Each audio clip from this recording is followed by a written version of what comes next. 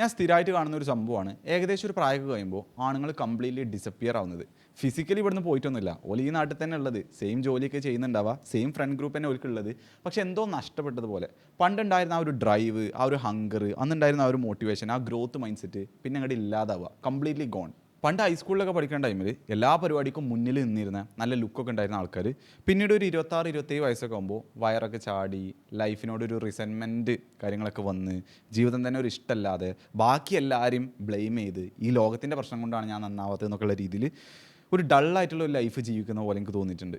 ഞാൻ ഇത് പറയുന്നത് ഒരിക്കലും പോലെ കുറ്റപ്പെടുത്താൻ വേണ്ടിയിട്ടൊന്നല്ല, but this is the reality that I am seeing right now. അപ്പോൾ നിങ്ങളൊരു 20s അല്ലെങ്കിൽ 20s എത്തിയിട്ടില്ല, അതിൻ്റെ അടിയിലാണെന്നൊക്കെ ഉണ്ടെങ്കിൽ, ഇതുവരെ ഒന്നും സ്റ്റാർട്ട് ചെയ്തിട്ടില്ല എന്നുണ്ടെങ്കിൽ, ഞാൻ പറയുകയാണ് എൻ്റെ ഒരു അഭിപ്രായത്തിൽ ബിസിനസ് കാര്യങ്ങളൊക്കെ ബിൽഡ് ചെയ്യുന്നതിന് മുമ്പ്, നിങ്ങളെ മോർണിംഗ് റൂട്ടീനൊക്കെ പ്രൊഡക്റ്റീവ് ആക്കുന്നതിന് മുമ്പ്, പ്രൊഡക്ടിവിറ്റി ഒപ്റ്റിമൈസ് ചെയ്യുന്നതിന് മുമ്പ്, സ്കിൽസുകൾ ബിൽഡ് ചെയ്യുന്നതിന് മുമ്പ്, I want you to start with one thing: build your body. അതൊരിക്കലും നിങ്ങൾക്ക് ഗേൾസിനെ കിട്ടും, അല്ലെങ്കിൽ ഒരുപാട് പൈസ ഉണ്ടാക്കാൻ പറ്റും, അല്ലെങ്കിൽ സക്സസ്ഫുൾ ആവാൻ പറ്റും എന്നുള്ളതുകൊണ്ടൊന്നല്ല. അതിനേക്കാൾ വളരെ ഇമ്പോർട്ടൻ്റ് ആയിട്ടുള്ളൊരു സംഭവം അത് നിങ്ങളുടെ ലൈഫിൽ ചെയ്യും. അതെന്ത് ഞാൻ പറഞ്ഞുതരാം. പക്ഷേ നമ്മളെ മെയിൻ പോയിന്റിലേക്ക് കടക്കുന്നതിന് മുമ്പ് തന്നെ സത്യസന്ധമായിട്ട് എനിക്കൊരു കാര്യം പറയാനുണ്ട്. Just because you are fit, you are not going to get girls. നിങ്ങൾ ഫിറ്റാണെന്ന് കരുതി നിങ്ങൾക്ക് ഒരുപാട് പൈസ ഉണ്ടാവുമെന്നില്ല. ഫിറ്റ്നസ് മാത്രം നിങ്ങളെ ലൈഫ് ഫിക്സ് ചെയ്യുന്നില്ല. അത് എൻ്റെ ലൈഫാണെന്നുണ്ടെങ്കിലും. പക്ഷേ നിങ്ങൾക്ക് എടുക്കാൻ പറ്റുന്ന, നിങ്ങൾക്ക് എടുക്കാൻ പറ്റുന്ന ഏറ്റവും ബെസ്റ്റ് ഫസ്റ്റ് സ്റ്റെപ്പാണ് ഗെറ്റിംഗ് ഇൻ ഷേപ്പ് എന്നുള്ളത്. അതൊരിക്കലും ബാക്കിയുള്ളവരെ ഇമ്പ്രസ് ചെയ്യാനോ ബോഡി കാണിച്ചിട്ട് മെയിൻ ആവാനോ എന്നല്ല. പകരം നിങ്ങൾക്കൊരു വാല്യൂ ഉണ്ട് എന്നുള്ളത് നിങ്ങളോട് പ്രൂവ് ചെയ്യാൻ, നിങ്ങളെ ഹെൽത്ത് ഇമ്പോർട്ടൻ്റ് ആണെന്നുള്ളത് നിങ്ങളോട് പ്രൂവ് ചെയ്യാൻ, നിങ്ങൾക്ക് ഡിലേഡ് ഗ്രാറ്റിഫിക്കേഷൻ ചെയ്യാൻ പറ്റും എന്നുള്ളത് പ്രൂവ് ചെയ്യാൻ, നിങ്ങളോട് തന്നെ പ്രോമിസ് കീപ്പ് ചെയ്യുന്നുണ്ട് എന്നുള്ള കാര്യം പ്രൂവ് ചെയ്യാൻ, അതുപോലെ തന്നെ മൂഡിനനുസരിച്ചല്ലാതെ, അതായത് മോട്ടിവേഷൻ വരുമ്പോൾ മാത്രമല്ല, അല്ലാത്ത സമയത്ത് എനിക്ക് വർക്ക് ചെയ്യാൻ പറ്റും എന്നുള്ള കാര്യം പ്രൂവ് ചെയ്യാൻ, ഡിസ്കംഫേർട്ട് അല്ലെങ്കിൽ പെയിന് ടോളറേറ്റ് ചെയ്യാൻ പറ്റും, അത് അൺകംഫർട്ടബിൾ ആണെങ്കിൽ എനിക്കത് ചെയ്യാൻ പറ്റും എന്നുള്ള കാര്യം നിങ്ങൾക്ക് പ്രൂവ് ചെയ്യാൻ, ഇങ്ങനെയൊക്കെ ഒരുപാട് ഭയങ്കര ഇമ്പോർട്ടൻ്റ് ആയിട്ടുള്ള സാധനം ഫിറ്റ്നസിൻ്റെ ഉള്ളിൽ നിങ്ങൾക്ക് ഡെവലപ്പ് ചെയ്തെടുക്കാൻ പറ്റും. Not just the body.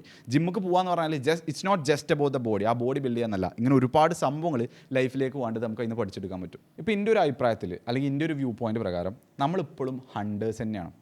നമ്മളിപ്പോഴും വേട്ടയാടുന്ന ആൾക്കാർ തന്നെയാണ്. പണ്ട് നമ്മളെ ഹണ്ട് എന്ന് പറയുന്നത് മൃഗങ്ങളായിരുന്നു എന്നുണ്ടെങ്കിൽ, അനിമൽസ് ആയിരുന്നു എന്നുണ്ടെങ്കിൽ, ഇപ്പോൾ നമ്മളെ ഹണ്ട്, വേട്ട എന്ന് പറയുന്നത് മൃഗങ്ങളല്ല, പകരം ഐഡിയാസ്, വർക്ക്, ബിസിനസ്സൊക്കെയാണ്. നമ്മുടെ ബോഡി ആയിക്കോട്ടെ, നമ്മുടെ മൈൻഡ് ആയിക്കോട്ടെ, ഇത് ഡിസൈൻ ചെയ്തിരിക്കണതിന് എന്തിനു വേണ്ടിയിട്ടുള്ളതാണ്? ഭയങ്കര ഷാർപ്പായിട്ട് ഫോക്കസ് ചെയ്യാനും, അതുപോലെ തന്നെ ഒരുപാട് ടൈം നമുക്ക് എൻഡുറൻസ് ഉണ്ട്, ഫിസിക്കൽ എൻഡുറൻസ് ഉണ്ട്, അതുപോലെ ഒരുപാട് ഫിസിക്കൽ ക്യാപ്പബിലിറ്റീസ് ഉണ്ട്. ഇത് മൂവ് ചെയ്യാനും, ഹണ്ട് ചെയ്യാനും, ഫൈറ്റ് ചെയ്യാനും, ഇതിനൊക്കെ വേണ്ടിയിട്ട് ഡിസൈൻ ചെയ്തൊരു സംഭവമാണ്. നമ്മൾ ശരിക്കും നോക്കിയാൽ മതി മനുഷ്യന്മാരെ ഇതൊന്ന്, സ്ട്രക്ചറും കാര്യങ്ങളൊക്കെ.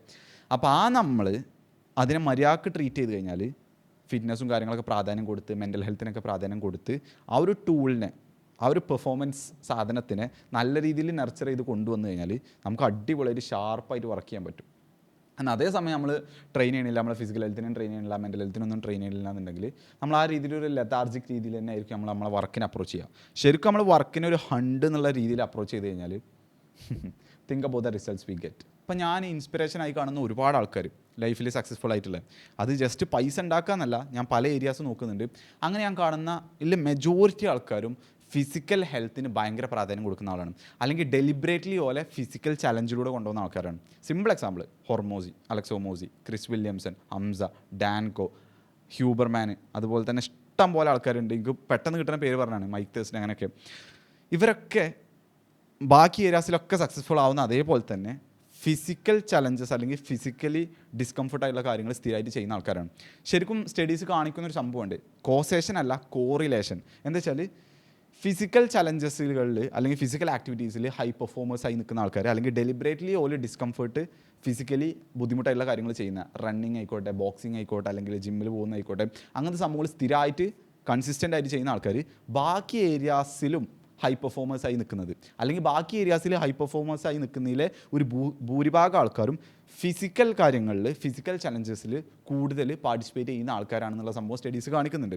So it make sense. കാരണം ഇവിടെ നമ്മൾ ഒരുപാട് സംഭവങ്ങൾ പഠിക്കുന്നുണ്ട് ഈ ഫിസിക്കൽ ചലഞ്ചസിലൂടെ. ആ സംഭവം എന്താവും, ആ സ്കില്ല് ലൈഫിലേക്ക് ട്രാൻസ്ഫർ ആവും. ഒരിക്കലും ഫിസിക്കൽ ഹെൽത്ത് മെയിൻറ്റെയിൻ ചെയ്യുന്നതോ, അല്ലെങ്കിൽ ഫിറ്റ്നസ് പ്രാധാന്യം കൊടുക്കുന്നതോ, ബോഡി ബിൽഡിങ് ചെയ്യാനോ, അല്ലെങ്കിൽ സ്റ്റേജിൽ പോയി കണ്ട് പോസ്റ്റ് ഇടാനോ അല്ല. പക്ഷേ 3 വാക്കിൽ ഒതുക്കുകയാണെന്നുണ്ടെങ്കിൽ ലീൻ, ഷാർപ്പ് ആൻഡ് ഫോക്കസ്ഡ് ആയി നിൽക്കാൻ വേണ്ടിയിട്ടാണ്. ബാക്കി കാര്യങ്ങൾക്ക് പോകുന്നതിന് മുമ്പ് ഒരു ക്വിക്ക് അപ്ഡേറ്റ് തരാനുണ്ട്. നമ്മൾ ഔട്ട്ലൈൻസ് ക്ലബ്ബ് ഇപ്പോൾ ആൾമോസ്റ്റ് 100 മെമ്പേഴ്സ് എത്താനായിട്ടുണ്ട്.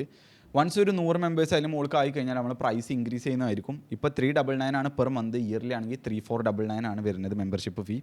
അപ്പോൾ നിങ്ങൾക്ക് താല്പര്യം ഉണ്ടെന്നുണ്ടെങ്കിൽ നിങ്ങൾക്ക് ചെക്ക് ചെയ്ത് നോക്കാം, ലിങ്ക് ഡിസ്ക്രിപ്ഷനിലുണ്ട്. പ്രൈസ് മിക്കവാറും ഒരു 599 ആ ഒരു രീതിയിലേക്ക് ഇൻക്രീസ് ചെയ്യുന്നതായിരിക്കും വൺസ് അത്യാവശ്യം ആൾക്കാരായി കഴിഞ്ഞാൽ. ഇനി കുറച്ച് സ്ലോട്ടും കൂടി ഉണ്ട് ഇതേ പ്രൈസിൽ. ഇപ്പോൾ ഈ പ്രൈസിൽ നിങ്ങൾ ജോയിൻ ചെയ്ത് കഴിഞ്ഞാൽ പിന്നെ അതിൽ നിൽക്കുന്നിടത്തോളം കാലം നിങ്ങൾക്ക് ആ പ്രൈസ് തന്നെ ആയിരിക്കും. You will lock in the price for the rest of your life.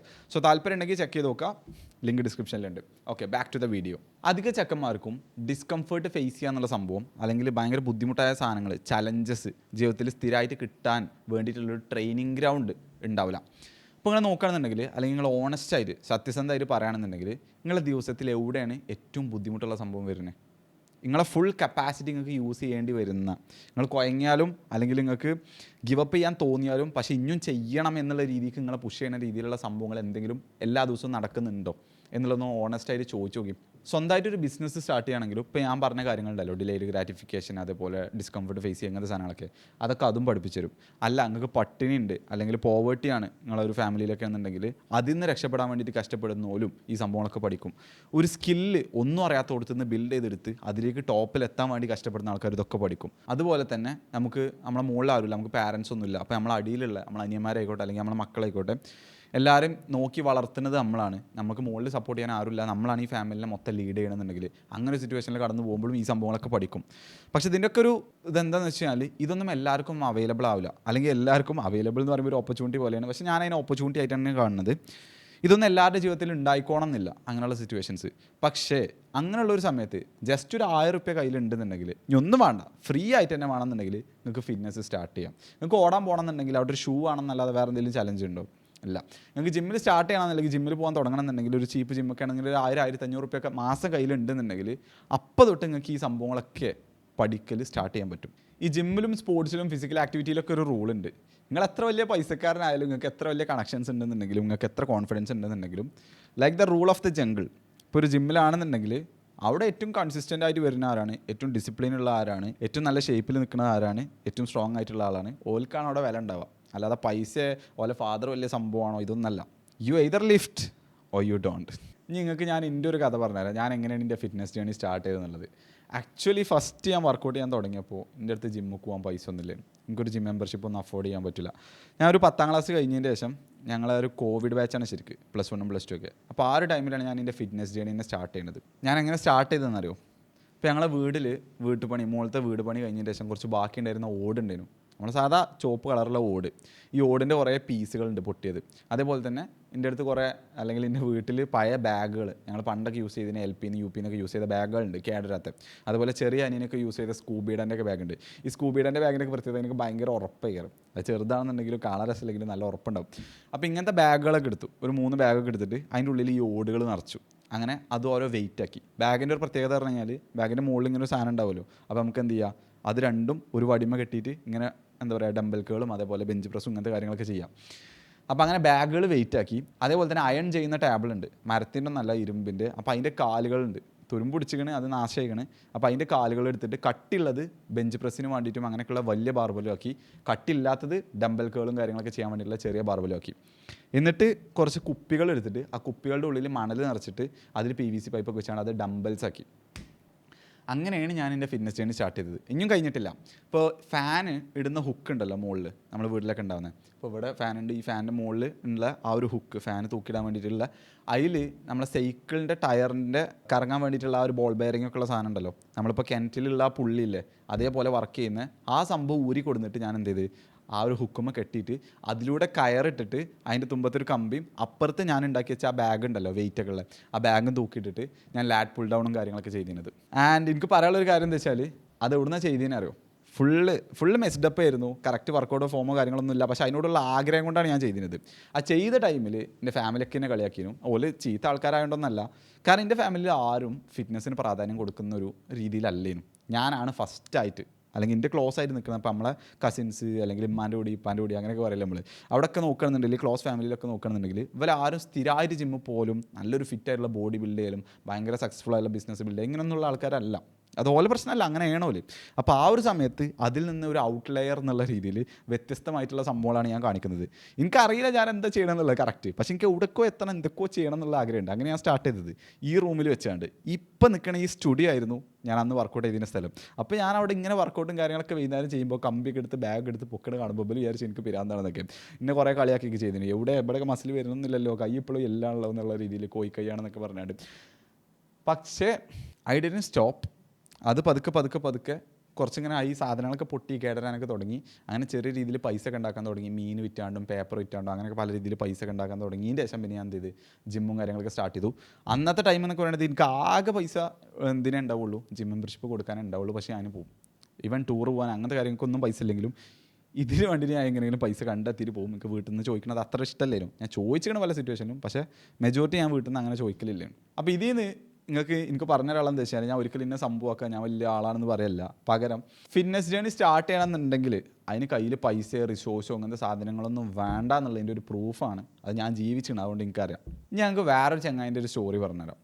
ആ ഒരു സംഭവം ഇപ്പോഴും എൻ്റെ മനസ്സിൽ നിൽക്കുന്നുണ്ട്. അത് എന്നെ സ്ട്രൈക്ക് ചെയ്തൊരു മൊമെൻ്റാണ്. അപ്പോൾ അവിടെ തന്നെ എനിക്ക് തോന്നിയത് ഈ ഒരു വീഡിയോ ഉണ്ടാക്കുമ്പോൾ എന്തായാലും ആ ഒരു സംഭവം കൂടി ഷെയർ ചെയ്യണം എന്നുള്ളത്. ഞാൻ കുറച്ച് മുമ്പ് മേ ബി കഴിഞ്ഞ വർഷമൊക്കെ ആയിരിക്കും, മോർണിംഗ് ഞാനെന്തോ വണ്ടിയിലൊക്കെ പോകുന്ന ടൈമിൽ ഒരു അത്യാവശ്യം തടിച്ചിട്ടുള്ളൊരു ചങ്ങായി ഇങ്ങനെ ഞങ്ങളുടെ നാട്ടിലൂടെ ഇങ്ങനെ ഓടുന്നുണ്ട് രാവിലെ. സോ നോർമലി നമ്മുടെ നാടെന്ന് പറഞ്ഞാൽ അങ്ങനെ ഓട്ടത്തിനൊന്നും വല്ല പ്രാധാന്യം കൊടുക്കാത്തൊരു കുറച്ചൊരു ഗ്രാമീണമായിട്ടുള്ള സ്ഥലമാണ് ഞാൻ ജീവിക്കുന്നത്.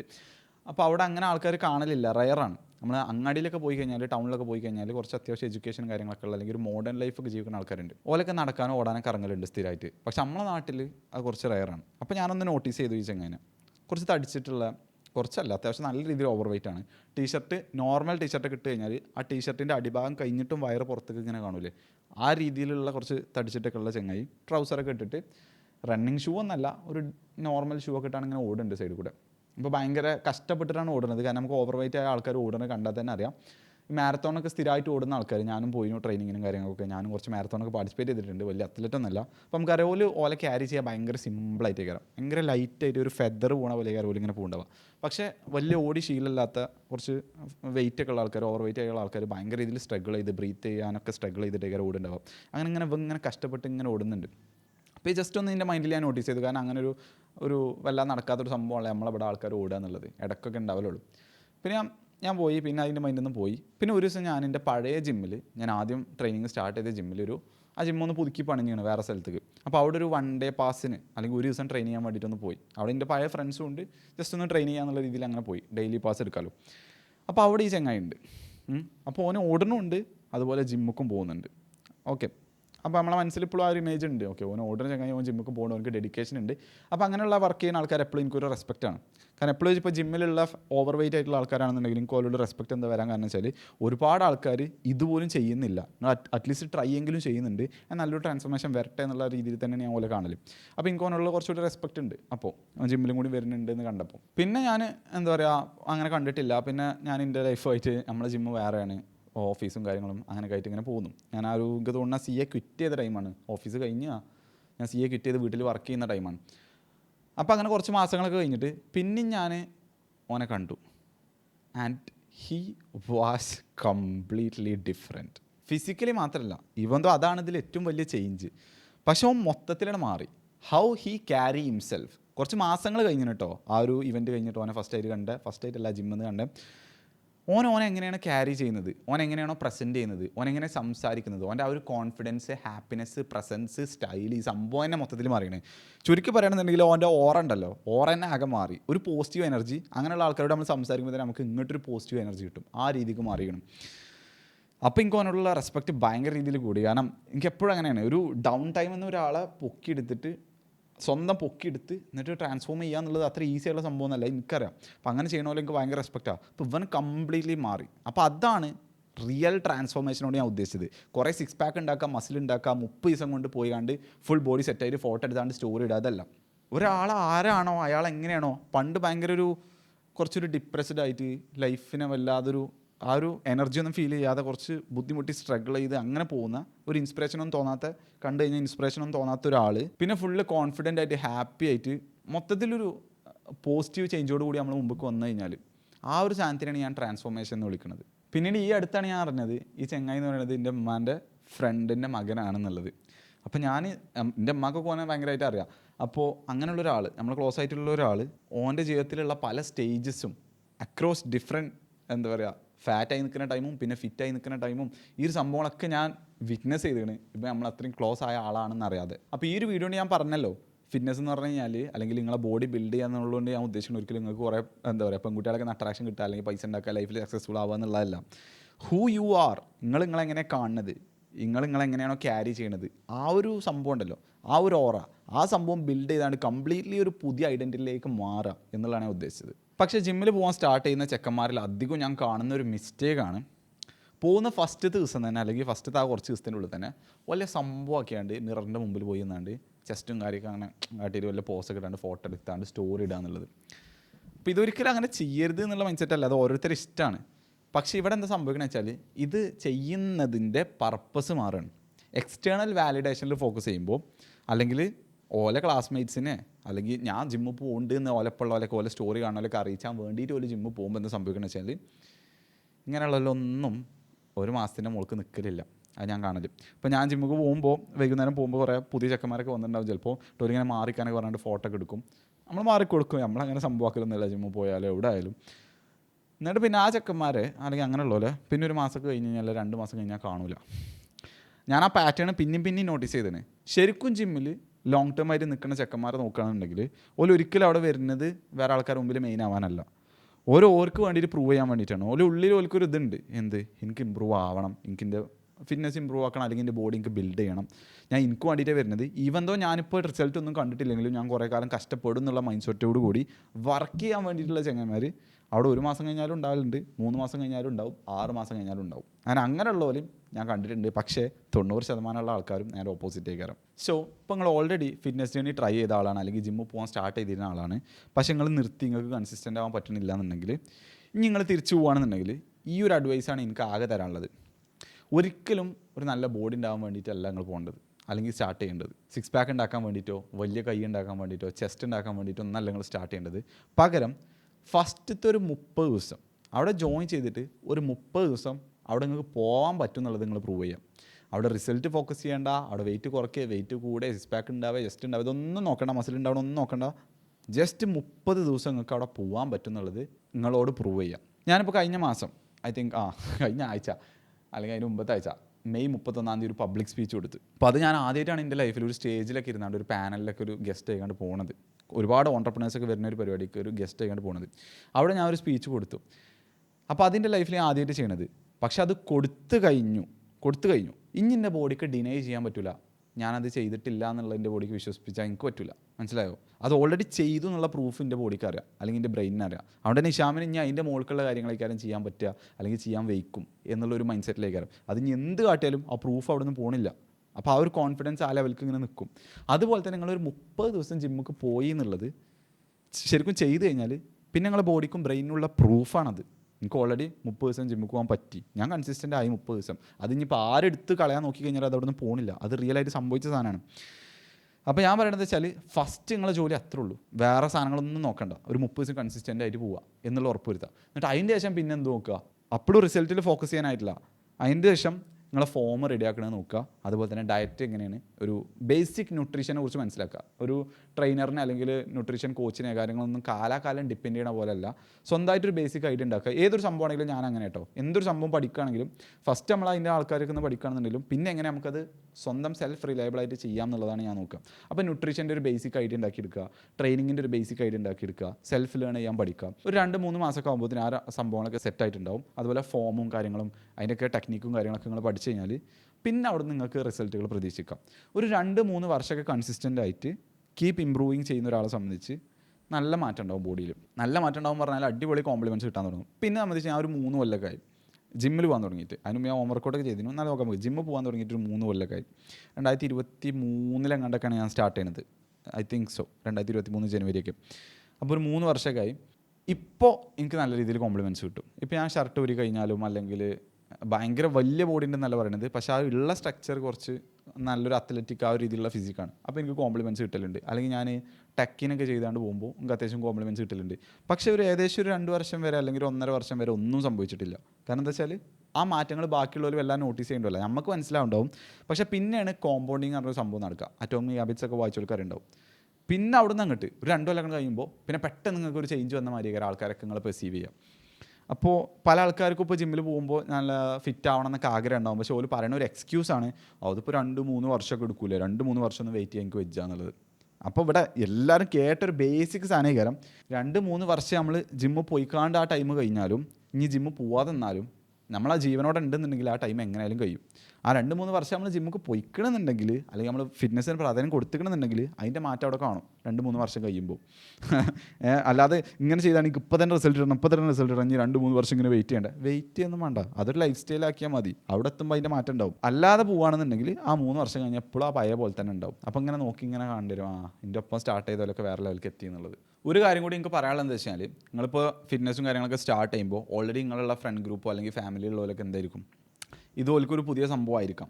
അപ്പോൾ ഓല എന്ത് ചെയ്യും, അതിൽ പല ആൾക്കാരും, എല്ലാവരും അല്ല, പല ആൾക്കാരും ചിലപ്പോൾ നിങ്ങളെ കളിയാക്കാം, അല്ലെങ്കിൽ നിങ്ങളോട് പോകണ്ടെന്ന് പറയാം, അല്ലെങ്കിൽ എന്തെങ്കിലും നെഗറ്റീവ് സംഭവങ്ങൾ ഇങ്ങനെ തരും ഇങ്ങനെ നിർത്താൻ വേണ്ടിയിട്ട്. അപ്പോൾ ഈ ഒരു സംഭവം മനസ്സിലാക്കിയാൽ മതി. അത് ഓലൊരിക്കലും ചീത്ത ആൾക്കാരായതുകൊണ്ടല്ല. നിങ്ങളൊപ്പമുള്ള നിങ്ങളുടെ ഫ്രണ്ട് ഗ്രൂപ്പിലൊക്കെ ഉള്ളവർ പല ആൾക്കാരും എന്താ വെച്ചാൽ ഓല പേടി, ഇപ്പോൾ മെയിൻലി ഫ്രണ്ട്സിൽ നിന്നാണ് ഇതൊക്കെ വരിക. നമ്മളൊപ്പമുള്ളവർ നമ്മളെ മോൾക്ക് പോയി കഴിഞ്ഞാൽ ഓൾറെഡി ചിലപ്പോൾ നമ്മളേക്കാരും ആ ഒരു ഫ്രണ്ട് ഗ്രൂപ്പിൽ അത്യാവശ്യം സ്റ്റാറ്റസിൽ നിൽക്കുന്നുണ്ടാവുക. അപ്പോൾ ഈ ചങ്ങായി ഇമ്പ്രൂവ് ആയി കഴിഞ്ഞാൽ, അതായത് നിങ്ങൾ, ഇപ്പോൾ ഞാൻ വിചാരിക്കുക ഞാൻ നിങ്ങളെ ഫ്രണ്ട് ഗ്രൂപ്പിലുള്ളതാണ്, നിങ്ങൾ ഇമ്പ്രൂവ് ആയി കഴിഞ്ഞാൽ, നീ ഇമ്പ്രൂവ് ആയി കഴിഞ്ഞാൽ ഇൻ്റെ സ്റ്റാറ്റസിന് അത് ബാധിക്കും. ഈ ഏകാരം കുറച്ചും കൂടി സ്റ്റാറ്റസ് ഉള്ള ആൾ. ഓക്കെ, അപ്പോൾ അത് നടക്കാതെക്കാൻ വേണ്ടിയിട്ട് മനുഷ്യന്മാരുടെ ഉള്ളിലുള്ളതാണത്, ഹ്യൂമൻ ബിഹേവിയർ ആണ്. എങ്ങനെയെങ്കിലും എന്നെ പിടിച്ച് താഴ്ത്തിക്കിടാൻ നോക്കും, ക്രാബ്സിനെ പോലെ. ഞാൻ മുകളിൽ തന്നെ നിൽക്കാൻ നോക്കും, സ്റ്റാറ്റസ് ഗെയിം കളിക്കണത്. അതല്ലാതെ വേറൊരു ടൈപ്പ് ഫ്രണ്ട്സ് ഉണ്ടാവും. ഓല് ചിലപ്പോൾ നിങ്ങളപ്പം ജിമ്മിക്കൊന്നും വരില്ല, ഓൽക്ക് ചിലപ്പോൾ ആ ഒരു മൈൻഡ് സെറ്റ് ഒന്നും ഉണ്ടാവില്ല, പൈസ ഉണ്ടാക്കണമെന്നോ സക്സസ് ആവണമെന്നോ അങ്ങനെയൊന്നും ഉണ്ടാവില്ല. പക്ഷേ ജെനുവിൻലി നിങ്ങൾ ഇമ്പ്രൂവ് ആവണേലും ഓൽക്ക് സന്തോഷം ഉണ്ടാവുള്ളൂ.